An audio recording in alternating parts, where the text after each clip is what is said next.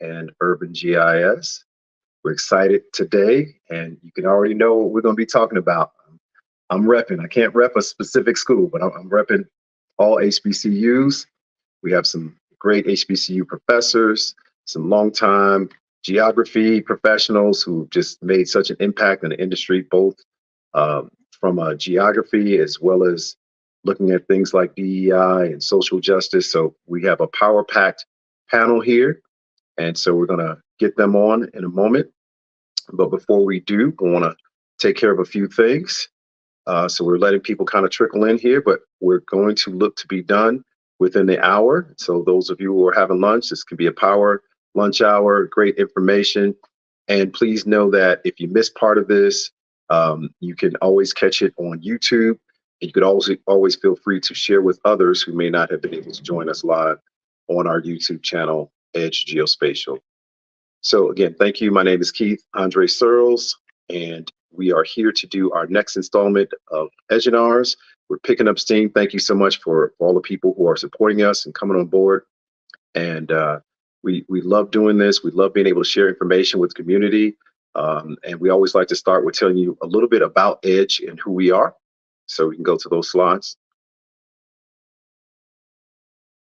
So Edge is a 501c3 nonprofit that was founded by myself and some others in the industry who really realized that we have to be intentional. We have to be intentional to talk about issues that aren't being discussed. We have to be intentional in terms of diversifying our workforce, in terms of making sure that we have a very inclusive industry. The geospatial industry is so rich with talent and opportunity. We have to make sure that others are aware of those things.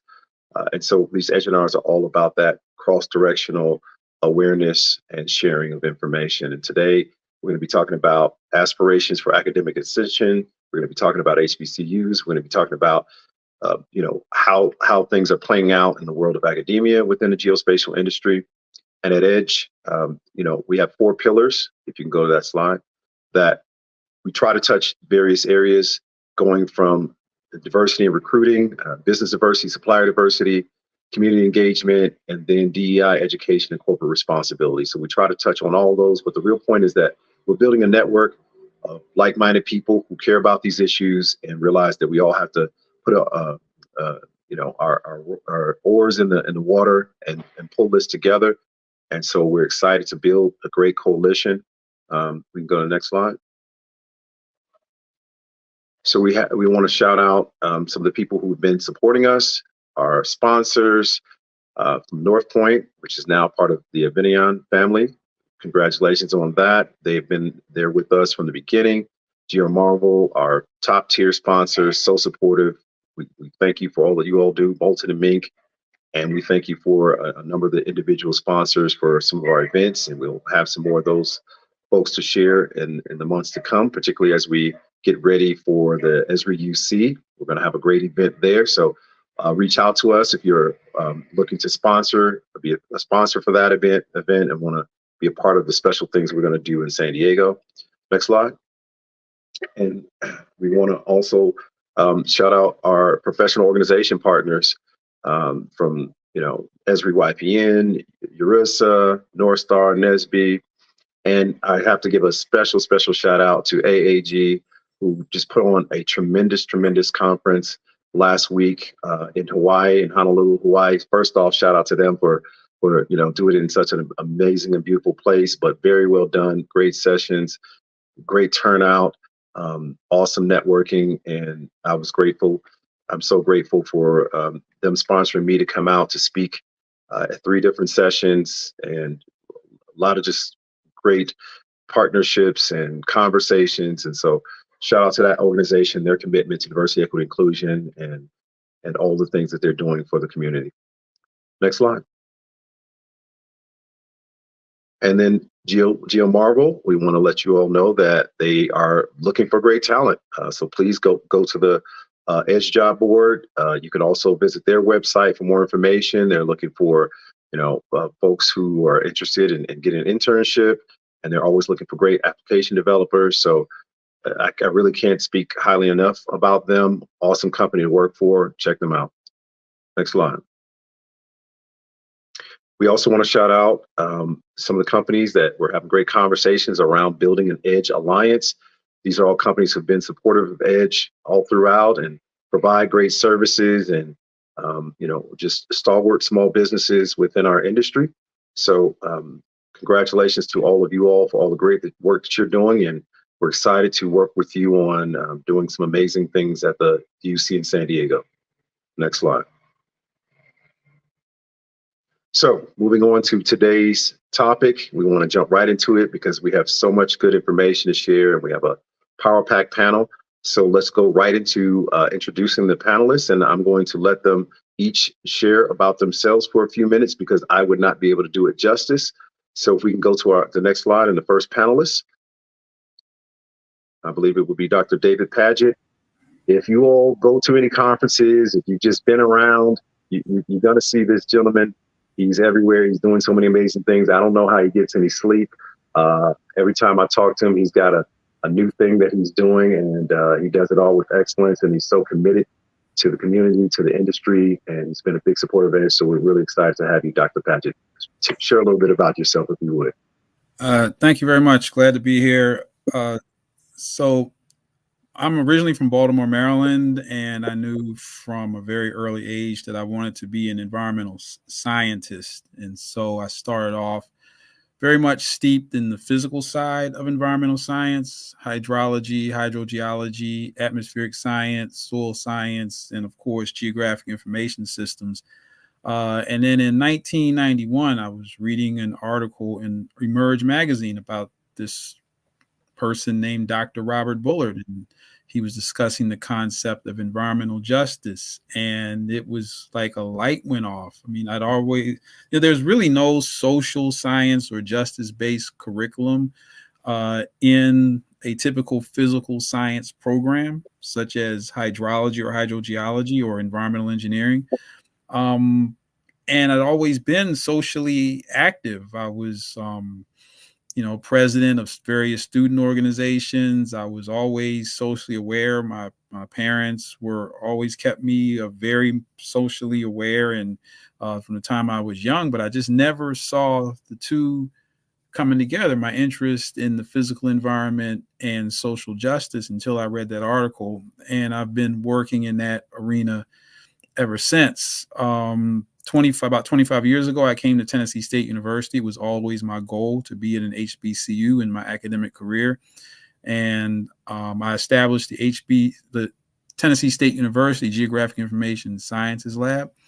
And my students and I and other colleagues have been working in and around environmental justice communities or communities of concern for 25 years now. Most recently, I became the lead of the HBCU Environmental Justice Technical Team, which includes Dr. Linda Lubert and many others. It was called together by Dr. Robert Bullard himself, who requested a group of geospatial and earth scientists to come together to work on the behalf of environmental justice communities. And so we're now working with the EPA in getting communities funding through the Community Change Grant, which has been quite a rewarding experience. So that's so thank you very much for having me. Looking forward to the discussion. Thank you for coming. Thank you for coming and being a part of the panel. All right, let's talk to our next panelist, and he actually teed it up. So part of the team that he mentioned there of professors and various professionals within the industry doing some great work. We have Dr. Linda Lubert, who is always one of my favorite people to see at the conferences. And what I love about her story is, unlike a lot of folks in this industry, she's not a geography person. She's an economist who uses GIS and geospatial sciences very effectively to do her work. So Dr. Lubert, share a little bit more about your background. Good afternoon, everyone, and thank you for having me on this panel. I'm Linda Lubert, and I'm at Morgan State University. I teach in the economics department, but I'm from Kansas. I live in Baltimore. That's where Morgan State is, and I've been here quite a while, so I'm considered a Baltimorean now. But I'm from Kansas, and I grew up in the Midwest where, my dad kind of got me into social activism, and at an early age, being and seeking social justice. So justice has always been a part of what I've been about. When I went and got my PhD at University of Texas at Dallas, I started doing GIS, Geographical Information System, and it was a tool that I could see was really wonderful in economics.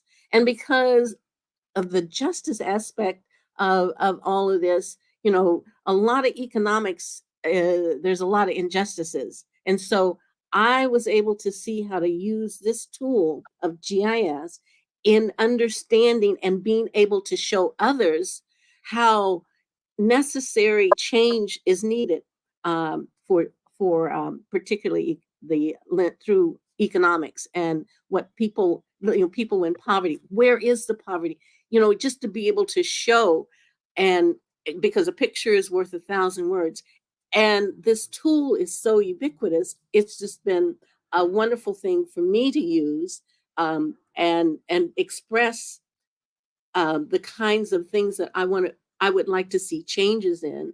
And being a part of EDGEinar has been a great thing to get to know even more people. And now I'm in the environmental justice world, and I can see how the funding, because I'm taking the economics lens and understanding the funding of where it's going and why it's going and where is it needed. So I think that's the kind of thing that I'm very happy to be bringing to the table. I love it. We appreciate the work you do, and we look forward to chatting with you and learning some more. So let's go to our next panelist. This gentleman is such a stalwart in the industry, and I love his story because there are folks who come from different backgrounds who don't have to care about some of these issues and don't have to be so involved, but he's made it a big part of his career to be committed to social justice and inequities, and looking at geography in urban communities. And we had a chance to hang out last week in Honolulu at the AAG conference. I'd like to introduce my good friend, Dr. Joseph Wood. Thanks, Keith, and thanks to Linda and David to letting me also be part of this. So I go way back. I won't tell you how far, but like Linda, I've been a bit of a social justice warrior, if you want. In the early and today I'm retired, although I work with the AAG and I have worked with the American Geographical Society as well on DEI issues, trying to figure out how to encourage diversity in the boards and in the memberships and what have you. And in the process of that, have focused on GIS as geospatial science as a really important vehicle for bringing greater diversity and inclusion into the discipline of geography. So David mentioned 1991 when the bell rang about environmental justice. Just about that time, I was appointed the founding chair of the Geography and Earth System Science Department at George Mason University in Northern Virginia. And while I was a cultural and urban geographer, and I think I got my first computer maybe as an assistant professor, maybe a decade before that, I ended up buying the first couple of Sun workstations. So the remote sensors and GIS folks were people who were toying with those ideas in the early 90s that I had hired in the geography department, had some technology to work with. I didn't stay in the department very long. I moved into administration, and I spent the next 20 years in a provost office in 3 different universities. And in the 2000 teens, I was the provost at the University of Baltimore. So there's a Baltimore theme here, obviously. And Baltimore's really important in a lot of ways with respect to HBCUs with respect to Black entrepreneurship and such things. And so what I found was, as provost, while I was the only geographer in the university and I wasn't teaching geography, let alone GIS, that there were values in trying to encourage students to find ways that they could be employed, and having technology skills was an important part of that. What really, I guess, got me from being a generalist to very much focused on DEI was Freddie Gray. In the aftermath of the death of Freddie Gray, I led a university-wide course called Divided Baltimore that got a lot of national attention, actually. It was a community-based course. The university itself is located within walking distance of Freddie Gray's neighborhood. We got both local and national attention for trying to understand how Baltimore was very much a divided city and what perpetuated that division, and began to talk as well about what we needed to do to undermine the division. In any event, I retired in 2018, actually, but I was part of a group called the Race, Ethnicity, and Place Conference, and I invited folks to Baltimore, and we had our first conference was supposed to be in 2020. It ended up being hybrid for COVID, of course, and in 2021, we were able to get more people, and the other organizers and I got an NSF grant to bring young Black and Hispanic and Asian students or junior assistant professors who were using GIS or other geography technical skills to come to the conference and have a workshop. And the workshop was at Morgan State. Linda showed up for that, and David showed up for that. And that got me really interested in continuing that work. So in subsequent years, I've gotten more involved with the AAG over their justice, equity, diversity, and inclusion work. But I continue to talk whenever I can about the need for more geography in HBCUs, as well as Hispanic serving institutions, tribal colleges, and other MSIs, arguing that if we're going to increase the representation of diverse populations across geography and GI science in particular, and I'll talk about this later, where the employment opportunities continue to expand. If we're going to do that, we have to build geography and GIS into those institutions where there's really quite a dearth of it. I should probably stop with that because anything else I might say would be part of the ongoing conversation. Thanks, Keith. Oh, thank you so much, Professor Wood. So you tee up some great conversation points as we kind of just jump right into the whole panel there. If we can go ahead and show all the panelists. When I put this together, I didn't even check out the geographic convergence of Baltimore being a common thread for you all. And so I think a great starting point is, a great test city like Baltimore that has different social challenges. What is it like, being a geospatial professional, a geography professional, living in that city, seeing some things real time? How should these tools be applicable to some of the issues? How can it bring light to a city like Baltimore? And why is it so important for us as professionals to show students at HBCUs this, no matter your background, no matter what sort of career you want to have, you should have some GIS exposure. You should be able to look at geography as a part of your toolkit of analysis and what you do, especially if you care about things like social justice, which is the other common thread for you all. So anyone can jump in on that.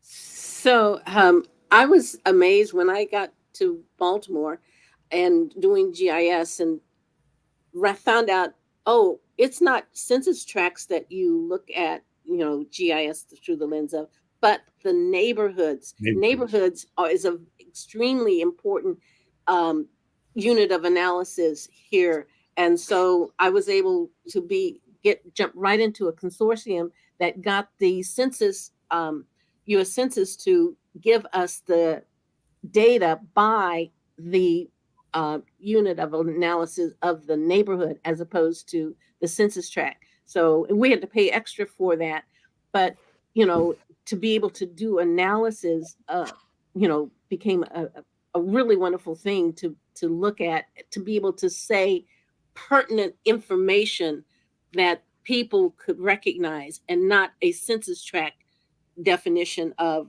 this analysis. So that's been a wonderful thing for me to know that a difference. If I could add on to what Linda is saying, so there are 55 neighborhoods in Baltimore based on analysis that group has done, and you can find out the proportion of houses that are vacant by neighborhood. You can find out the proportion of students who finish high school by neighborhood. The one I love is you can tell how many people have a library card in each neighborhood. There's all kinds of data now that's collected based on that template, and although there's much more that could be done. I was chair of the city's continuum of care and homelessness, the Journey Home Board, and one of the things I found was that when we did point in time counts, we really weren't using a GIS to capture that, and we could have been. And I was also involved in the State Humanities Council work, and we couldn't give grants to a lot of fledgling organizations because they were not 501c3s and they didn't report 990s. And so we started trying to raise private money so we could support some of those. But we had no real sense of where they were relative to one another and what neighborhoods. Now, I wasn't a solution for that because I wasn't doing GIS, but people like Linda and Mark Barnes at Morgan, and people increasingly in some of the other institutions, University of Maryland, Baltimore County, or Towson University, taking some of the lead from the Morgan folks to begin to make more sense of Baltimore using GIS.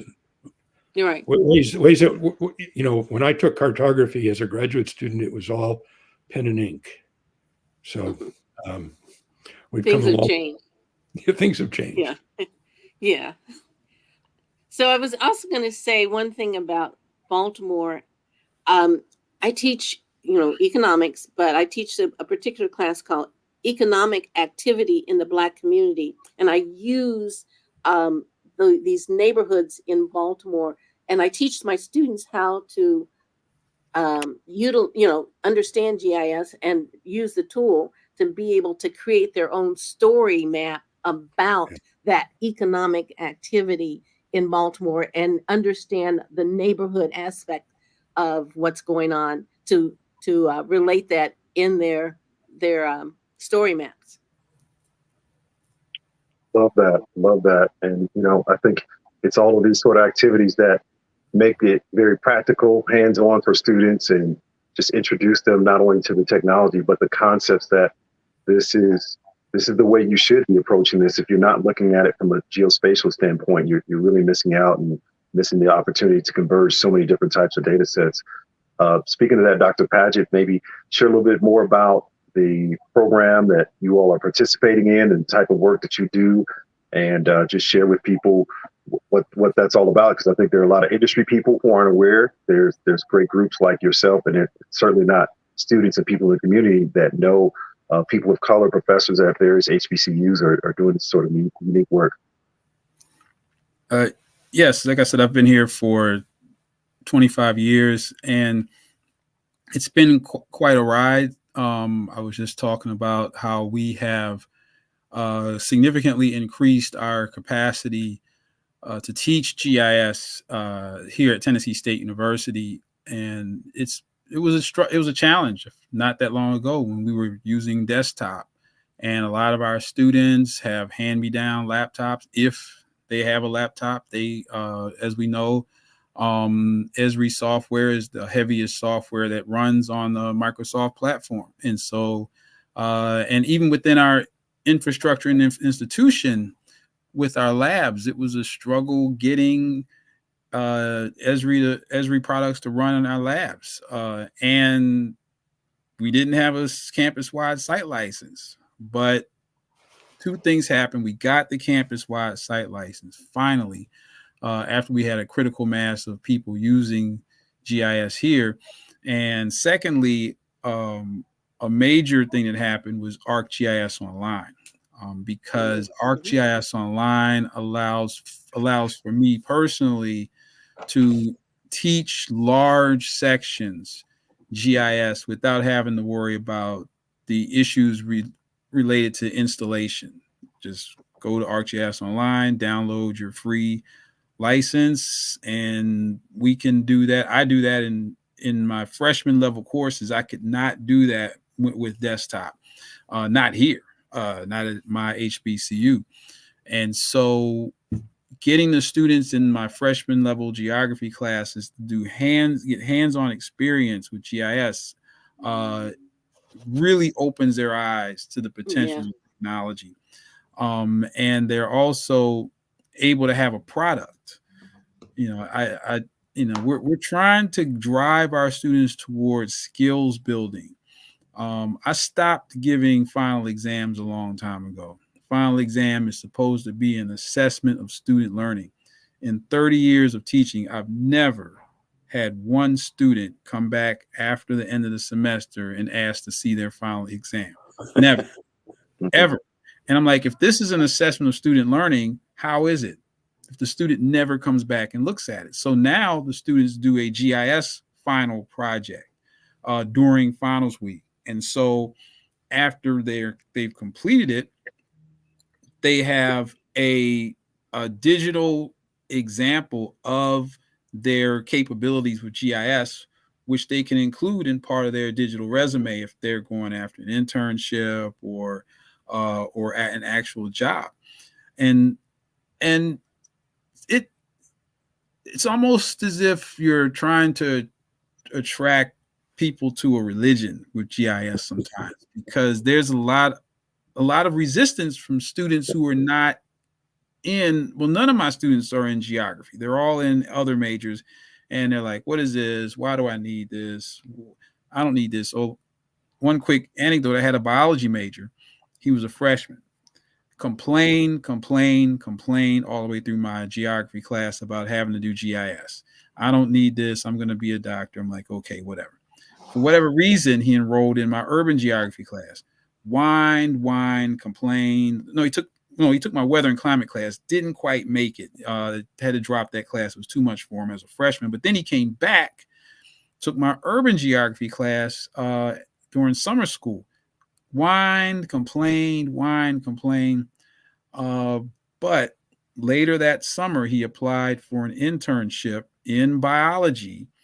And GIS was not any part of the job description, but he said during the interview, they asked him, oh, by the way, do you have any GIS experience? Now, he was a very good student with all the whining. He was a very good and whiny student, which usually you don't have those two people together.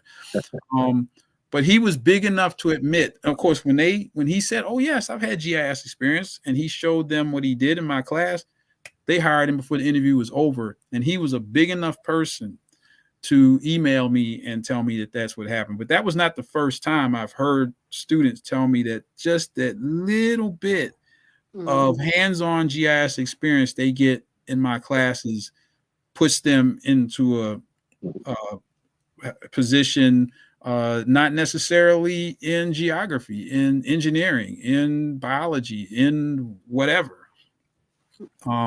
So I've had the same experience with students. I know what you're talking about, David. That happens. Just a little. It doesn't take a lot. That introduction to understanding how to use the tool. Let them be creative. Take it and be creative with it, and they produce their own kind of thing. And then they're like proud. They're proud of it, and they take it and show it and have these doors open for them. And it's like, Oh, yeah. GIS is so ubiquitous that way. Yeah, but the one thing that we can't leave out is cartography. Yeah. Cartography. That's the one thing that, like, the good news is that with the technology now, anybody can make a map. Anybody. The bad news is with the technology now, anybody can make a map.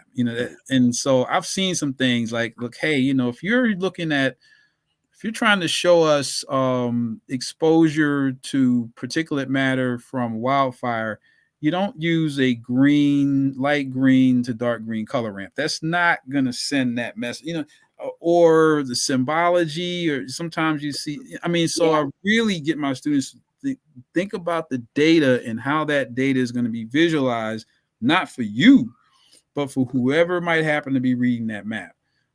Don't put 6 different variables and layers on one map. I know we want to put poverty and African Americans and food deserts no. Most people, once you get past 3 layers or 2 layers, the eyes glaze over. So it's all these basic cartographic principles that we can't lose on our students, because that is what really makes you a GIS expert, is cartography, not necessarily knowing how to code. That's great, but if you don't understand basic cartography, then if you do understand basic cartography, then you can be of great use to whoever brings a problem along, no matter what it is.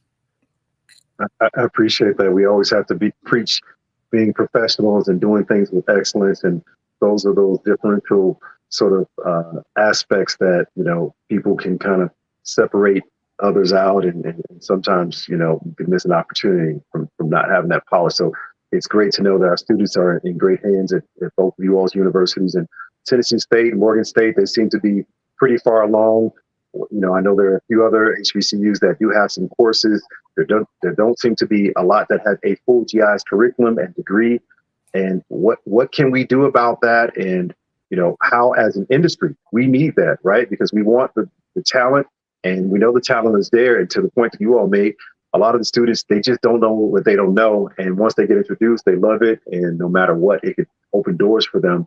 So maybe we'll start with you, Professor Woods. Where are we with the status of, HBCUs and GIS programs, and what can we do to change the dynamic? So a couple of things. First of all, I want to add one more thing to just what David and Linda said, and that is they're about problem solving. And of course, as you know too, Keith, that's what engineering is about. I'm a very strong proponent of the liberal arts, but the liberal arts are also about problem solving at the end of it. And when I started teaching world regional geography in the late 1970s, which now begins to age me, we thought that all you had to do was make certain that you covered every region in the world. And if we had a snow day, well, maybe we didn't do South America that week or something. And that's not what students ever needed. But the problem solving work that David and Linda and others challenge their students with is part of what gets them to have the kind of enthusiasm that they've been talking about. The problem is that David and Linda are a very small minority in the small number of HBCUs in the United States. I did some numbers a couple of years ago.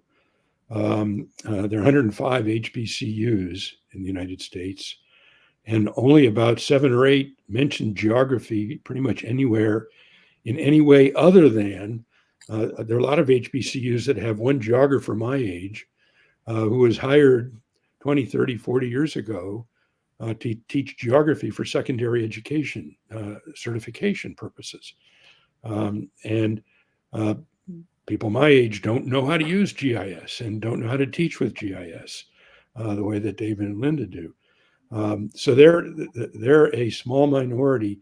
It's a little bit better in Hispanic serving institutions, but that's very regional. It's because so many of the California state universities have large numbers of Hispanic students. There's some in some of the Southwest, there are a number of Hispanic students in universities that have GIS programs. Not that they necessarily are recruited as much as they could be. And so there's both a number of institutions and a highly regional geographical pattern to where underrepresented students are even have the opportunity to be introduced to GIS, even as employment opportunities are expanding. And I can elaborate on any of those things, but I just want to say something very quickly that we can talk about later. The NGA, the National Geospatial Intelligence Agency, under now, I think the third director in 5 or 6 years, is very eager to hire underrepresented students into, and they'll do all kinds of things to help them get along and learn what to do. National Geospatial Intelligence Agency was known back in my day as the Defense Mapping Agency, and it was its big headquarters was in St. Louis, where they had a big map production operation. Basically a factory that produced military maps like the kinds that I used in the Army in Vietnam to date me even more. And those were critical maps, but they have gone digital. And in the process, they're rebuilding their energy and their effort and scale of operation in St. Louis. And they're desperate to hire for diversity and inclusion. And I don't think we don't have the capacity to produce the need in higher education that they really want. And so if there's anything that comes out of this whole hour with you, I hope it is that people say, wow, we've got to expand the educational opportunities if we're going to put people in a pipeline to get them into some of those jobs that the federal government and lots of private, and you can speak more to the private employers, Keith, are eager to place. Okay, I proselytized now. I'm not sure. Let others speak, but that's what I'm about right now. Is how do we do that, more of that? Yeah, and I will throw that last little part you put in there as we let Professor Paget and Professor LeBaire chime in. The building up the academia, building up the pipeline makers, people who are shepherding the students in. Sounds like that's a big part of the equation as well, in addition to getting more awareness out to the students. And Professor Paget mentioned the resources. There are a lot of different aspects to this to really get it to where we need to get it. So I'd love to get your thoughts. So, yeah, go ahead. Go ahead, Dave. We've come a long way. I mean, I think I first met Linda at the HBCU faculty GIS workshops, which I think started at North Carolina Central in about 1990 something. And then it moved to Howard University, and then 9/11 happened. And then we used to get the workshop was funded largely by federal agencies. And then once 9/11 happened, all kinds of resources just went to build the Department of Homeland Security. And we just kind of hung in there for a while. I think Dr. Cynthia Warwick chaired it. And then Pamela Bingham was the last chair. And then the last one that we had was in 2005.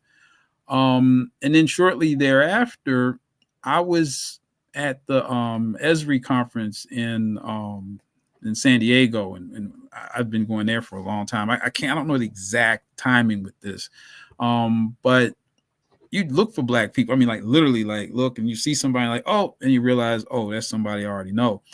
And then one day, just by chance, at a Subway in San Diego, I was there with TSU students, and then somebody from FAMU came in, and somebody from Central. Like there were like 4 or 5 HBCU faculty and student groups that just happened to show up at this Subway restaurant in San Diego. And we sat in there and talked and fellowship for like 3 hours, and I said, we need to do this every year. So we said, okay, we're going to have this HBCU social event. First year, we tried to have it on Sunday night, but people were like, yeah, I'm coming. But it's Sunday night. People are there with their families. They don't want to be hanging out with them. So then the next time we tried it on Tuesday night. But Tuesday night, by then people are kind of, I don't know, it wasn't good. It was around, both times were around dinner time. And that second year, there was a guy, what's his name? One of the professors from Kentucky State said, oh, let's just go to the top of the Hyatt. There were like 3 of us. I went to the top of the Hyatt, which is this lounge. It was completely empty. There was nobody up there. No, this was Monday night. And I said, next year, this is where we're going to have it. And so it's like Monday night after the big plenary, after everything, and people are like ready to, maybe they've already had dinner, and then they can kind of fall through around 8, 9 o'clock at night. And it was great. I mean, every year, and it got more and more popular. It got so popular that Black people walk up to me and say, hey man, are you going to the Monday night HBCU GIS thing? I said, yeah, I'll probably see you there. You know. And then maybe if I don't know, it was 19, it was when it was 2019, maybe Clinton and my God, Ken came to both of our seniors and almost, I don't want to say they asked for permission, but they said that they wanted to create a SIG within ESRI, and we said, fine, great. And they did. And of course, COVID came, but then and finally, I think that first, I don't remember, it's funny. But yeah, finally they had the big, and EDGE was there, and the North Star and all that came, and the SIG was there. So it really felt good to come that first year I think that had to have been 2019. That all of that, came from years and years and years of it being both basically a social activity. But a lot of relationships came out of those casual meetups at the ESRI conference. I know that some people collaborated on grants. I still have a lot of the relationships that I have.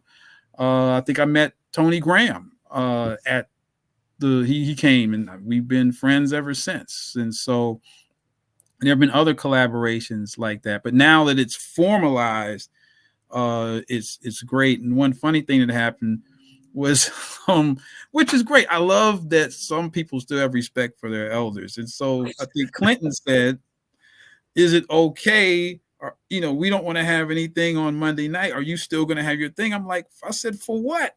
You guys have this thing. And then you got Keith DJing. I'm like, you know what? I'm just going to show up at y'all stuff, and just save me a plate. I don't have to. Let the elders just sit back and say, look at these young people. So it's great that we're now at the level that we are firmly established inside of, ESRI, and now that we have, EDGE and North Star, so we've come a long way. We got a long way to go, but we're definitely better than we were. Yeah. So if I could talk about the administration, I'm working with the institutional research department at Morgan, and pulling together data to have, and using GIS to do it, and then showing it to the administrators is starting to open up their eyes to the value of GIS, because I think we really need to have our top level people understanding GIS. And so I'm working now with showing stuff to them. And I told them recently, we need to show them what is the like the attribute tables of what you're seeing on a map. What is that data? And you can understand now, because we, through institutional research, which is full of data for the university or any university, and you're able to display it through the lens of GIS, helps to make the administrators understand the value of having it, throughout the campus, and for the students to also learn. So I think that little tie-in with the administration with GIS is needed, because that's what I'm seeing here at Morgan. And it might be the same thing with other HBCUs. When they start to, when the administrators start to see that there is this really wonderful component that is helpful in understanding their data and showing their data, then maybe more people will start bringing it in for the students to learn. Yeah, I love that. And I think there's a lot of awareness work that needs to be done in terms of helping them to know, hey, what's the bottom line? We're able to get students jobs like nobody's business if these students come out with these skill sets, right? So that's what the schools are there for a lot of people, first and foremost. Secondarily, for research purposes, well, there's no better tool, right, to do a lot of the research we all need to do in various areas. And then third, for teaching and sharing information, you all are great testaments to the power of GIS and integrating that into your various academic endeavors. So on all these different fronts, and then also just attracting dollars. We know that there are a lot of companies who would be glad to sponsor, HBCUs in having more access to software, better hardware, and just making a case for bridging the digital divide. And so on so many levels, it makes sense, but for whatever reason, it's not been happening. I want to kind of pivot towards maybe actual programs and things that we all might be involved with that could help move the needle. As I share with you all, I have an idea that I'm running by with my folks at UNCF around leveraging the virtual HBCU platform and building a GIS curriculum. And it could be, one core class to get basic skill sets and that kind of core, those core things in cartography and using the tools, but then have some applied GIS, whether it's engineering, business, economics, social justice, various areas that students are already very interested in. It's just now taking those areas and applying that with the tools and the technology to have solutions and to have technical skills to go with their passions in these various areas. And if that's made available to all HBCUs or most of them online, we can possibly get exposure at a level we've never had before, and then get more momentum to build faculty and programs and things of that nature. I'd love to get your thoughts on that and any other ideas and programs you all see as being difference makers. I can say something very quickly about it. It's a great idea. I think part of what we have to think about is who's going to teach all those. It's not as if Linda or David or other folks at HBCUs have time to take on more courses than they do already. But through EDGE, you might be able to identify people, and they don't need to be underrepresented minorities, to offer courses. And if you've got a curriculum that's pretty standard and easily operational, offer courses at community colleges or at MSIs where there is no geography or GIS, but where it could be seen as an augmentation of some existing program.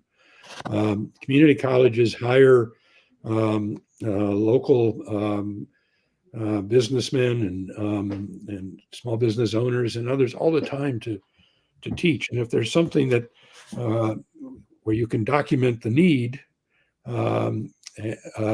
then people who have their own GIS firms or their own firms in which GIS is a component, they could actually be offering a customized course at a community college to begin to, whet that appetite, sort of the way that David talked about. They go off to all kinds of other disciplines, but they take that knowledge of how to think spatially and to map it and show it in a geospatial framework that adds all kinds of perspective to any problem that you can think of. And I think David's heard me. I don't know whether Linda's heard me. You've heard me, Keith, say one of the other things that could be done, and it's totally the opposite end, is for Howard University to have an endowed chair in GIS and put David or Linda or someone like that into it. Now, getting an endowed chair at Howard is not cheap, but You want some visibility? That's the way to wave the flag, it seems to me. I'd like to add an aspect that should be considered. The infrastructure, I'm using that term infrastructure. When you put programs in a university, there are these mechanisms or these ways, things that you have to do to be able to have it in the university. And so I think help in understanding or having a template for that, for whatever university it is, so that they know they have to go here, they have to go to our thing is MHEC, which is the Maryland Higher Education Commission, I believe it's called. Right. So there are this layer of infrastructure that has to be worked through before, so that we can do that. And many times I think we get stuck because we can't go through the infrastructure. We can't build that infrastructure. We don't have the bandwidth to do that. And so, there's the desire, and there's, we know that we could get students, but there's all that base level of stuff that needs to be done or has to be done. And I think that really needs to be considered. How do we push through that more easily? Pastor Patrick, you want to chime in? I think I just agree with everything that's been said before in terms of that particular topic. Okay. We've got about 8 minutes. I want to make sure I give you all a chance. I'm going to kind of open it up, and anything you want to share or about work that you're doing or key issues that we can put before the panel. Yeah, I'd just like to mention that, the HBCU Environmental Justice Technical Team, which is, we are currently, we've done a couple of interesting things in the last couple of years. The federal government released the Climate and Economic Justice screening tool, which is a tool that presumably will be used to determine who does and does not get funding from many of these Justice 40 programs. And so we created a tool. Well, that tool did not include race to determine what is or is not a disadvantaged community / census tract. So that's when Dr. Bullitt approached me, and I put this team together of all-star HBCU GIS experts and earth scientists. And we developed the first tool, which is the climate and the HBCU climate and environmental justice screening tool, which is customizable, does include the race layer, but it's customizable for whatever a community wants to emphasize as far as showing how it's being impacted by some negative environmental issue or some anthropogenic pollution issue or so on and so forth, or as natural disasters such as flooding. And then the second tool, and I guess Dr. Luber can speak more to this, is where we're actually tracking the Justice 40 funds. So through the Justice 40 initiative, the goal is to have at least 40% of Justice 40 benefits go to quote unquote disadvantaged communities.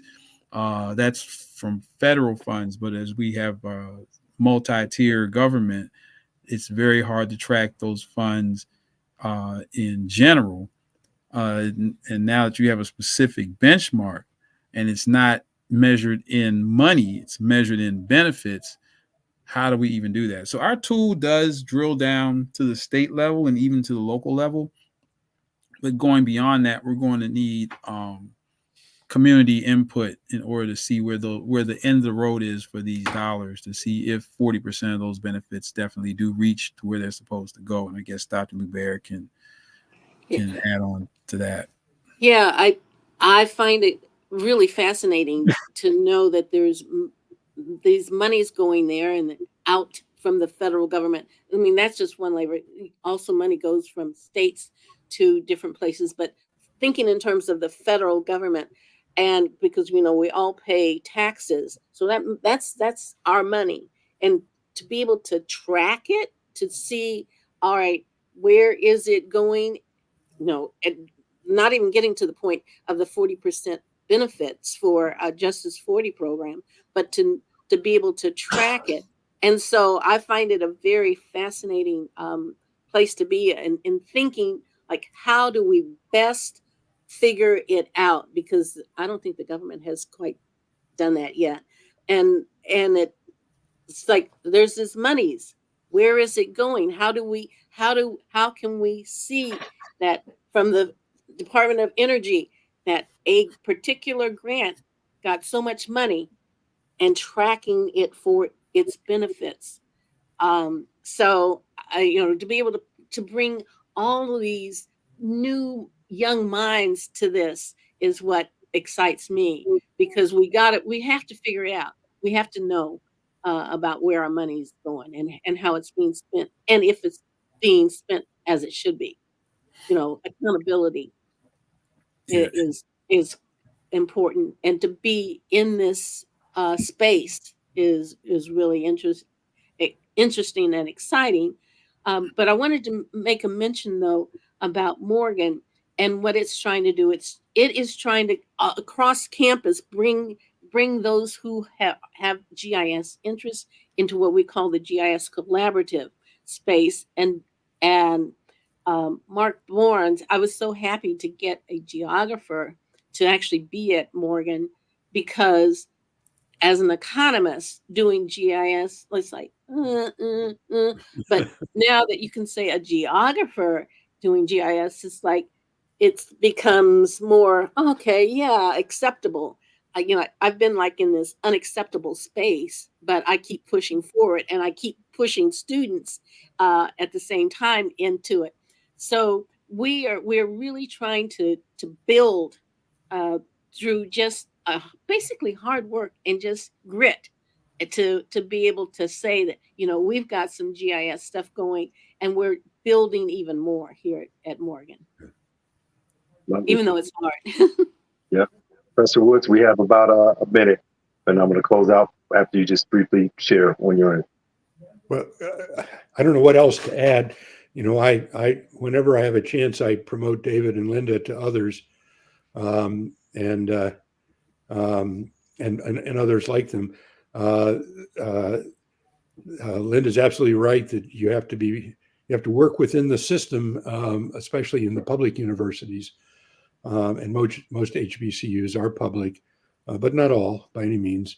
We need to remember that the federal government actually is trying. NGA again in St. Louis is going to open up a lot of opportunities for people, and if people who are watching are not aware of what's going on in St. Louis, they ought to see if there's room for what they may be able to do with the expansion of NGA in St. Louis. And it's the kind of city that needs employment for people who usually are not the ones that are going to get to go to one of the research universities where most GIS is actually taught, because it's an expensive tool to teach in a lot of ways.